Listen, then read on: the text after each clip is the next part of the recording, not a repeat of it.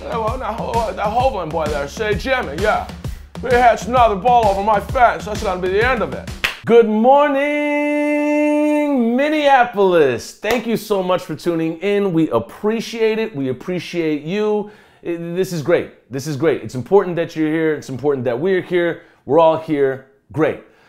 In obvious news today, the GOP wants to put down some anti-protesting laws, not because they want to keep buildings safe, but because they want to hear this after police kill people. A week ago, which feels like a month ago or a year ago, depending on your perception of time right now, we received a verdict from the Derek Chauvin trial. Guilty, guilty, guilty. However, 20 minutes before we received the verdict, a young girl was shot and killed by a Columbus police officer named Nicholas Reardon. Ma'Khia Bryant, 16-year-old black girl, was shot and killed by a white police officer, Nicholas Reardon, and we will tell you later why, illustrating the ethnicity of these two people is very important. And she was shot 4 times by Nicholas Reardon on a 911 call. Nicholas Reardon is on paid administrative leave while Ohio's Bureau of Criminal Investigation tries to figure out if they're going to press charges against him or not, which is another way of saying let us investigate us, and then we'll let you know if we did something wrong. LeBron James, who is from Ohio, tweeted this right after Ma'Khia Bryant was killed by Nicholas Reardon. You're next.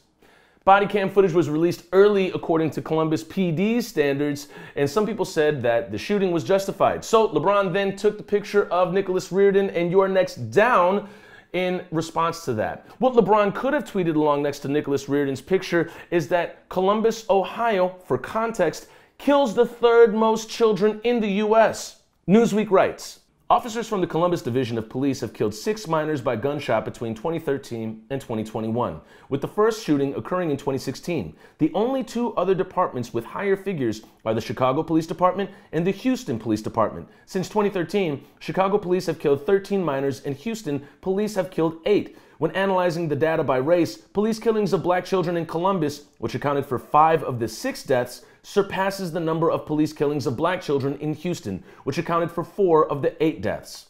So, we now know that Columbus police are one of the leaders in killing black children, which helps us bring some context and understanding to what happened and why Nicholas did that. So, here we are again, asking ourselves, did this young black person deserve to live or not? Let's flip the question. Did Nicholas Reardon need to do that? Did he need to show up before you could count to 12 and shoot off 4 shots? Did he need to use deadly force? Let's get some context. Oh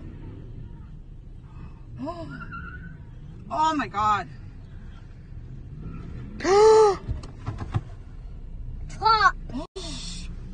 Oh, hell no. The cop is on there! That's a video from Hutchinson, Minnesota, 3 days after Brooklyn Center police officer Kim Potter shot and killed Daunte Wright for nothing. You see a 61-year-old white man here in that video driving away from police after he hit one of them in the head with a hammer, and a cop is attached to his car.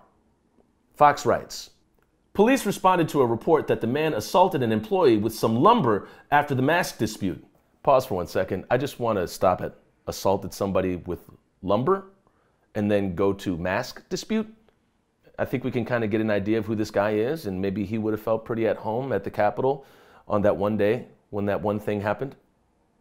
The suspect then left the store and was seen by police in a nearby Walmart parking lot. An officer tried to stop the vehicle, but a, quote, slow speed pursuit, unquote, began near the Hutchinson Mall, police say. The vehicle eventually stopped, but when an officer engaged the suspect through the driver's side window, the officer became trapped in the window and the driver drove off with the officer hanging onto the vehicle. Yep, after assaulting an officer with a hammer, assaulting somebody with lumber, driving off with a cop attached to his car, that 61-year-old white man was apprehended alive. You guessed it, alive. He was apprehended alive. Cops can apprehend people alive. So, let's get back to de-escalation and deadly force. They seem to be 2 terms that are very, very relative when it comes to police.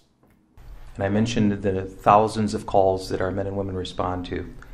It is my firm belief that the one singular incident we will be judged forever on will be our use of force. Well, yeah, of course we're going to judge you by your use of deadly force. And it's not even that. The judgment comes in your interpretation when it's necessary to use deadly force. You don't hear pilots say, hey, whoa, whoa, whoa, I've only crashed a 747 4 times. Easy, easy, don't judge me by that. Cops shouldn't be here to kill people.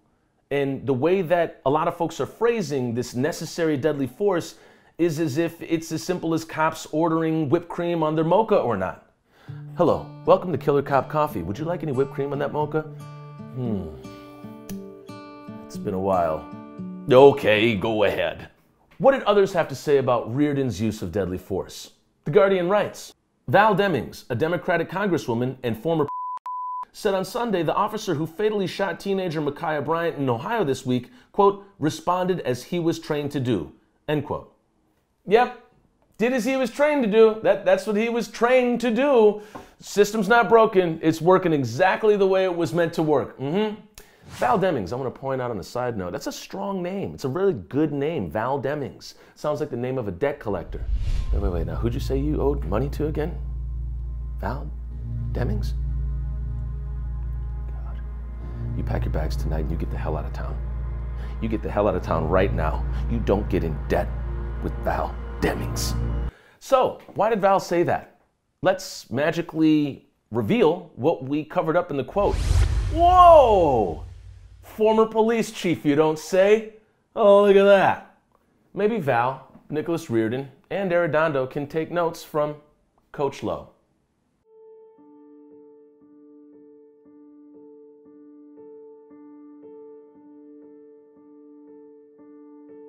Portland, Oregon, May 2019, Coach Keenan Lowe was able to de-escalate and disarm a student who had brought a shotgun into the school.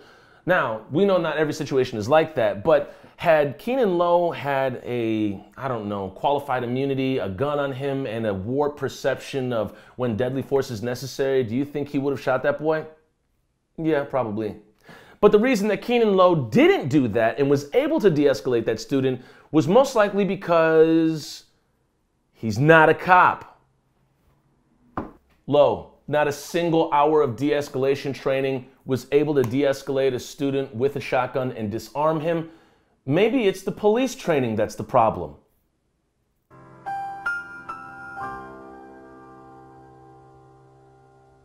Speaking of escalation, it got racial this past weekend in Stillwater, Minnesota. Well, it's always racial in Stillwater, Minnesota, but this time the caucasity got caught on tape.